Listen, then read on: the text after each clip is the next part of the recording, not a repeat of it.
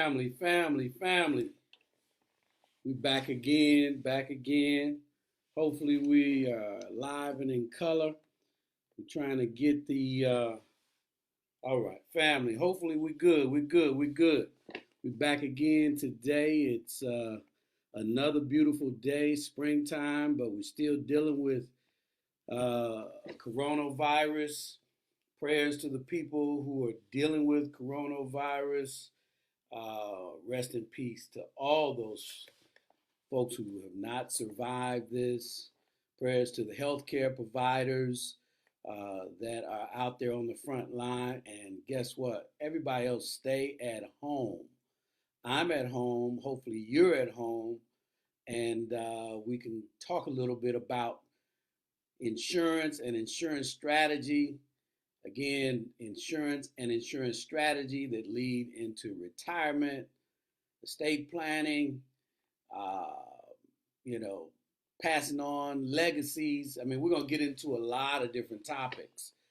Uh, I've been talking with clients again all day today about various strategies and about ways that they can leverage insurance, in particular, clients who are looking at using insurance as a part of their portfolio, not the entire portfolio, because a lot of people are still investing. They're in the market. They have other assets, but I can tell you the majority of people are out there not using life insurance as a part of their portfolio, as a part of their wealth building strategy, leveraging it as a part of their tax strategy, putting themselves in a position to actually have access to tax-free money when necessary, to be in a position to have tax-free money even in this type of an economy, when all of us are waiting on, yes, I'm a business owner, waiting on the stimulus package. You can actually call your insurance company too and get some money from your insurance policy if you are prepared with an insurance policy with cash value. So understand, my goal every day is to give us a little bit more information so that we're prepared to have these discussions with our agents, uh, review our policies on a regular basis, get those policies out of the safety deposit box, get those policies out from underneath your mattress, pull them out and understand what they are saying. First couple of pages in, the declaration page should tell you what they're saying. Further in should give you the definitions of all the words that you're reading. The words in a policy are very literal. They basically define exactly what they're saying. So understand this, family. Today we're going to talk about children's policies. Why you should get a policy on your kids. When they're young. Did you realize you can get a policy on a baby as young as 15 days old? 15 days old, insurance can be written on that baby. Not with the intention that something's going to happen to your child, but with the idea of strategy and how to leverage these assets that you could be putting money into a product that you can be saving, it can be compounding with interest, it can be used later on in life for expenses, maybe college tuition. Uh, buy them a car when they're 16. Or say you need it. You need it as a parent.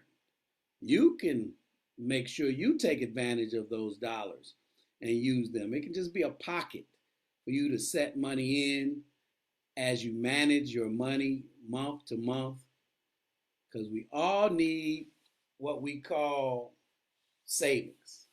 And savings is made up of lifestyle money, retirement money, and emergency money. Remember, three things make up savings: lifestyle, retirement, and emergency.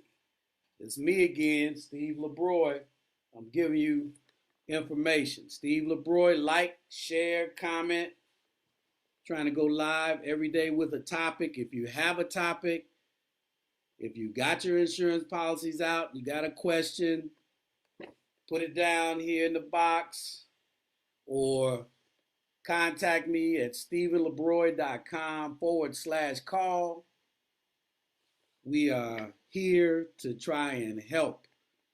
Insurance is one of the most miseducated topics in the world today that has been around for over 150 years in the USA. Because the language looks so complex in the contract, which we call a policy, most people just want to know two things. What does it cost and what do I get? We can really change that. We can really rely on understanding of it and intentional design of it, intentional use of it, so that it makes sense to buy. It's a wealth transfer. Anything you're going to spend your money on month after month, year after year, decade after decade is a wealth transfer because you could be spending it on something else. Understand, we need to know what that is. Just like we spend our money on a car 4 to 5 years, just like we spend our money on a home for 30 years. It's a wealth transfer.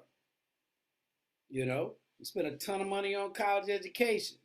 We transfer that wealth to buy that college education and tuition to gain something in the future. Well, if you're going to buy life insurance, it's the same thing.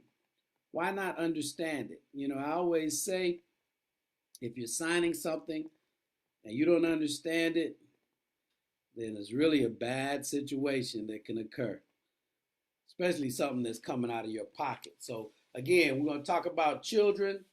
You know, again, children can have insurance. As a parent, you can get insurance on your child 15 days after they're born. For the most part, I'm going to give you some general parameters.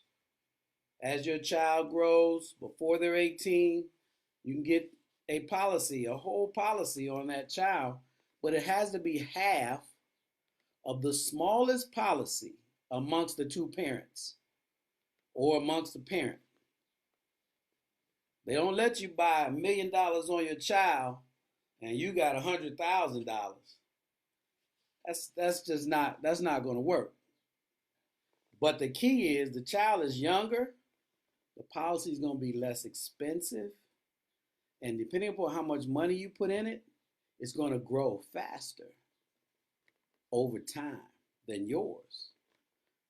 And you're the owner of that policy and the beneficiary of that policy. You hold two places.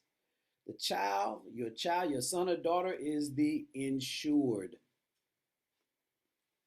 Why would I do that? They always say, well, why am I going to buy a policy on my child? Well, you know, again, it's another place that you can put money, depending upon how you structure that policy. If you got higher cash value, lower death benefit, but depending upon how you structure it, the death benefit can grow as well, but the cash value grows as well. So understand, you have to be knowledgeable about how you want to structure it and put yourself in a position so that by the time your child hits 18, if that is a date on our strategy, there's funds available. If you want to continue to pay into it, using those dollars, those cash value dollars, because you're the owner, you control the dollars, you can continue to pay into it. And then you can pass that policy on to your child later in life, your adult son or daughter. And you begin to start the process of creating generational wealth. Then the beneficiary can be transferred to your grandchild. I mean, a lot of us don't think about these things from a generational perspective, 1-2 years. We think about these things just based on us. But now we're starting to look at application of insurance over 3 or 4 generations. There's strategies with insurance that can apply to your life, that in any time during your life when things are out of your control, like now, we're in a recession. Some people call it a depression. You might be able to access those funds to use them to take care of things in your family. And then when things get back level, you put those funds back. Because I always say an insurance policy with cash value in it, remember this, is something that you own, OWN, not Oprah, something that you own. Most other tools out there, especially credit tools, are something that you owe. You owe, OWE. So why don't I take care of what I own? Why don't I structure insurance so it's maximum efficient in terms of what I own? Because it's a part of your asset base. I gave you guys the tax code last week, 7702. I want you to do some Google searching. I want you to check this out. I want you to reach out to me, StephenLeBroy.com/call, and let's talk about your children. Did you get a child rider on your policy that equals about $10,000, $15,000? You added expense to your policy to get that child rider? Well, maybe now your child is a young adult, and that rider only took you to age 20, 23, 24, maybe 26. Why aren't we getting another policy on our child? Why aren't we showing our children how to get these policies younger? Why are we duplicating our process of getting a policy in our 50s and then allowing them to get a policy in their 50s? Come on, folks. We know insurance, life insurance, is a long-term option. The younger you get it, the less expensive it is. But if you design it properly, the more it benefits you. So again, children have the ability to have policies that are less expensive. At the same time, if you're putting money in, I got some questions here today. If you're putting money in, you have to know how to design it so that you can maximize that. Let's ask some questions before we get back into it. Let's see. What insurance for people over 60? All right, Jason, my cousin. Insurance for people over 60. Same kind of life insurance. It's all about strategy. It's all about what we're trying to accomplish. Are we trying to create some tax advantages? Are we trying to create some retirement funds? Are we trying to create a legacy for the children? Let's talk strategy, because they're available. You can't get a policy after age 85. Remember that. 85 is the cutoff. Over 60, that's fine. Just let's make it a part of a strategy. My buddy Delbert, there's my buddy Larry. So let's talk about this. Getting a policy for your children. I hear a lot of times people say, I don't want to get a policy on my child. I don't want to think of them as passing away. Remember, Life insurance is part of a strategy that's long term. It has many more components than just the death benefit. But we all know that some children will pass. The idea is to create a portfolio that's complete, that is complete with all of the taxed as well as non-taxed products. We call them tools. And if you have that, if you structure your money that way, then you're ready for anything that could possibly happen.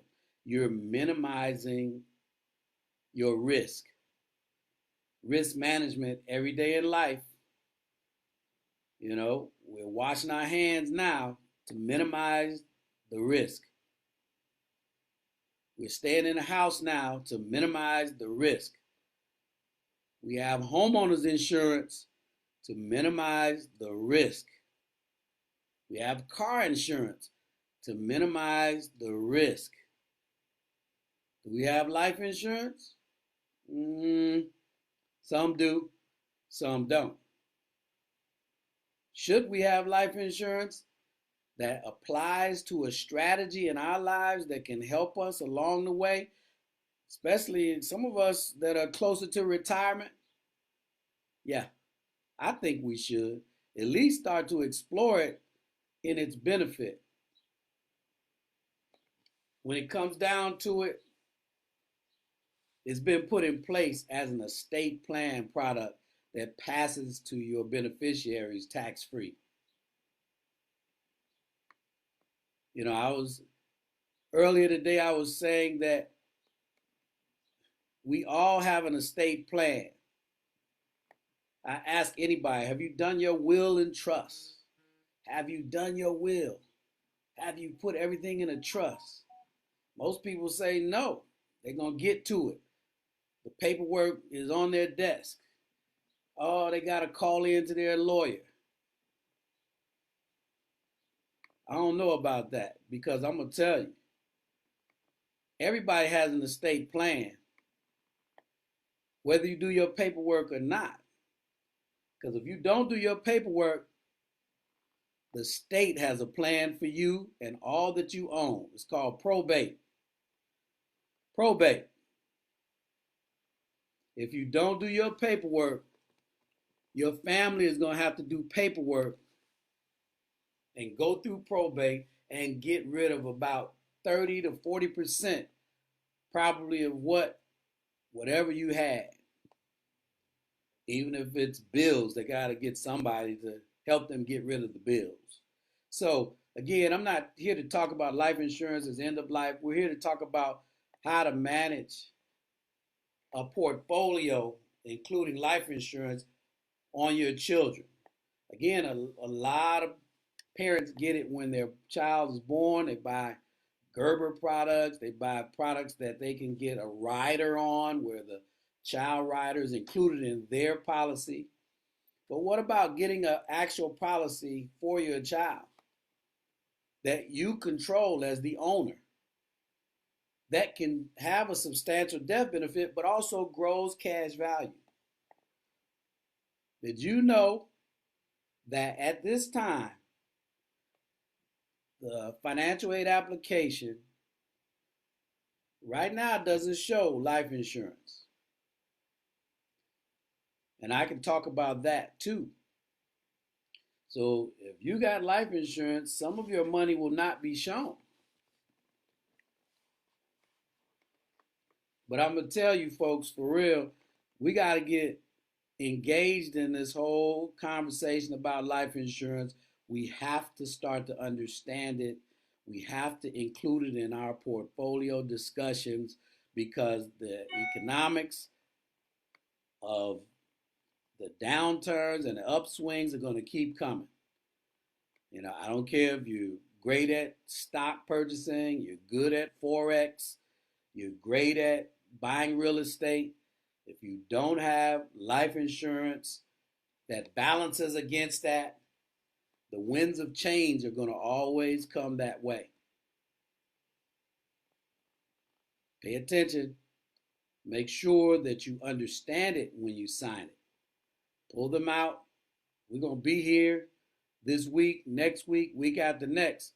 Some days we're just going to be answering questions. So we appreciate you. We're going to do 20 minutes, 30 minutes, an hour, and we're going to keep doing this until we find out that people are making an understanding of life insurance a part of their life. So again, like, share, comment. It's Steve LeBroy. Please set up a call. Steve LeBroy, StevenLeBroy.com/call. You'll be on my calendar. We'll just pick up the phones. We can do it on the computer. We can just do it on the phone. I'd love to have a conversation with you about this. I made this my life's passion because I'm hearing so many strategies that other cultures use to use these products in times like this and in upswing times to leverage and benefit their families. And we have to pay attention to that. So again, it's Steve LeBroy. We're going to get off here today. But I'm looking forward to talking with you. Leave questions and comments in the live. I'll be looking at them this evening. Have a good day. Stay blessed. Stay in the house. Wash your hands. Pray for those that are on the front line and for those that are stricken. Take care. God bless.